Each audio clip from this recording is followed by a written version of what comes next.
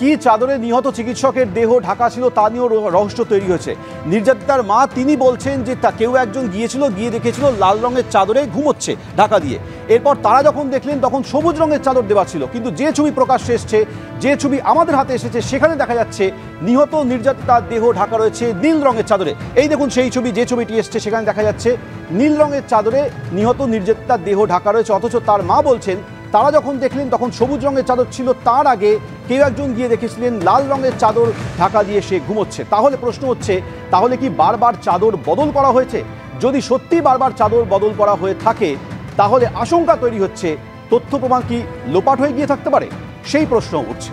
চিকিৎসককে ধর্ষণ এবং খুনের ঘটনায় আরজিকর মেডিকেল থেকে 3বার ফোনে 3 রকম বয়ান। মেয়ের দেহ উদ্ধারের পর আরজিকর মেডিকেল থেকে 3বার ফোন এসেছিল বলে নির্যাতিতার পরিবারের তরফে দাবি করা হয়েছে। এই 3বারের ফোনে 3 রকম কথা বলা হয় হাসপাতালের তরফে, জানাচ্ছেন নির্যাতিতার বাবা। ফোনে কথোপকথনের 3টি অডিও ক্লিপ ভাইরাল হয়েছে। প্রথমবার বলা হয় মেয়ের শরীর খারাপ। হ্যালো বলছেন? হ্যাঁ হ্যালো, কেন, কে বলছে? আরজিকর হসপিটাল থেকে বলছিলাম। কেন, কি হয়েছে? ওর একটু শরীরটা খারাপ হয়েছে, আপনারা কি একটু আসতে পারবেন ইমিডিয়েট?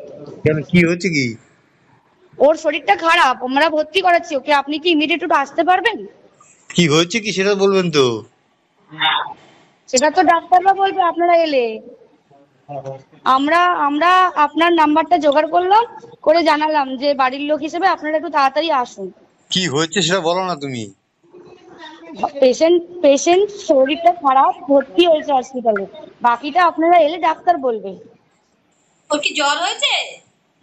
আপনারা একটু আসুন, জলদি চলে আসুন, যত তাড়াতাড়ি পারবেন। কেন, খুব অবস্থা খারাপ? খুব অবস্থা খারাপ, হ্যাঁ খুব অবস্থা খারাপ, একটু তাড়াতাড়ি চলে আসুন।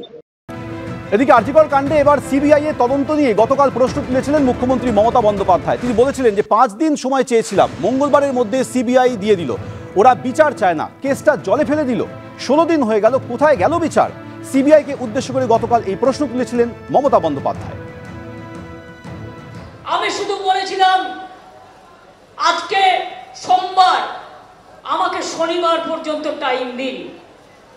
মঙ্গল, বুধ, বৃহস্পতি, শুক্র, শনি, 5 দিন। মঙ্গলবারের মধ্যে সিবিআই হয়ে গেল, তার মানে ওরা বিচার চায় না, কেসটাকে জলে ফেলে দিল। আজ কদিন হলো ঘটনা ঘটে, ওরা পেয়েছে মঙ্গলবার, সিবিআই অর্ডার হয়েছে কোর্টে সম্ভবত মঙ্গলবার, তাই তো? সন্ধ্যাবেলায় কাগজপত্র পেয়ে গেছে, তারপরে মঙ্গলে 8, আর একটা মঙ্গলে 15, আজকে বুধবার 16 দিন হয়ে গেল। কোথায় গেল বিচার? বিচার চাই